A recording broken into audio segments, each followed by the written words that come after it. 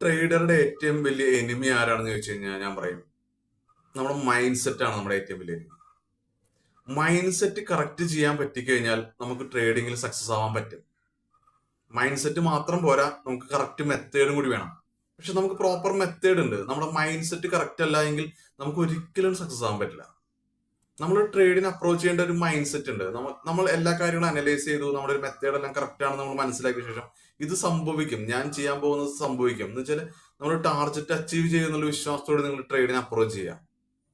നിങ്ങൾ ആ ഒരു മൈൻഡ് സെറ്റ് ഇല്ലാതെ നിങ്ങൾ എനിക്ക് ടെൻഷനാണ്, ടെൻഷനോടുകൂടിയാണ് നിങ്ങൾ അപ്രോച്ച് ചെയ്യുന്നത്, നിങ്ങളുടെ ക്യാപിറ്റൽ ലോസ് ആവോ, നിങ്ങൾക്ക് ഇത് സ്റ്റോപ്പ് ലോസ് ഹിറ്റ് ആവോ എന്നൊരു പേടിയോടുകൂടിയാണ് അപ്രോച്ച് ചെയ്യുന്നതെങ്കിൽ അത് സംഭവിക്കും.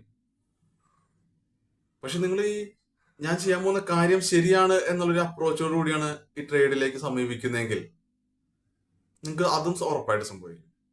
ഞാൻ എൻ്റെ ട്രേഡിൽ എപ്പോഴും ഞാൻ ഇതെല്ലാം കറക്റ്റായിട്ട് അനലൈസ് ചെയ്തിട്ടുണ്ട്, ഇനി ഇത് സംഭവിക്കും, ഇനി ഞാനതിൽ ജസ്റ്റ് എക്സിക്യൂട്ട് ചെയ്യാം, ഞാൻ പോസിറ്റീവ് മൈൻഡ് സെറ്റോട് കൂടിയാണ് ട്രേഡിനെ അപ്രോച്ച് ചെയ്യുന്നതെങ്കിൽ എനിക്കത് സംഭവിക്കാറുണ്ട് മിക്കപ്പോഴും. എനിക്ക് എന്തെങ്കിലും ക്ലാരിറ്റി പ്രശ്നങ്ങൾ വരുന്ന സമയത്ത് എന്റെ സ്റ്റോപ്പ് ലോസ് ഹിറ്റ് ആവാറുണ്ട് ഉറപ്പായിട്ടും. ഇത് രണ്ടും സംഭവിക്കും. പക്ഷെ നമ്മൾ എപ്പോഴും പോസിറ്റീവ് മൈൻഡ് സെറ്റോടുകൂടി ഇരിക്കാൻ ശ്രമിക്കുക, അതാണ് നമ്മൾ ചെയ്യേണ്ടത്. അപ്പൊ നമ്മൾ നമ്മുടെ മൈൻഡ് സെറ്റിൽ വർക്ക് ചെയ്യുക. മൈൻഡ് സെറ്റിൽ നിങ്ങൾക്ക് എത്രത്തോളം വർക്ക് ചെയ്യാൻ പറ്റുമോ അതിനുവേണ്ടി നിങ്ങൾക്ക് എന്തൊക്കെയാണോ അവോയ്ഡ് ചെയ്യേണ്ടത് നിങ്ങൾ അതൊക്കെ അവോയ്ഡ് ചെയ്യുക. എന്തൊക്കെ ഡിസ്ട്രാക്ഷൻസ് അവോയ്ഡ് ചെയ്യാൻ പറ്റുമോ അതൊക്കെ അവോയ്ഡ് ചെയ്യുക.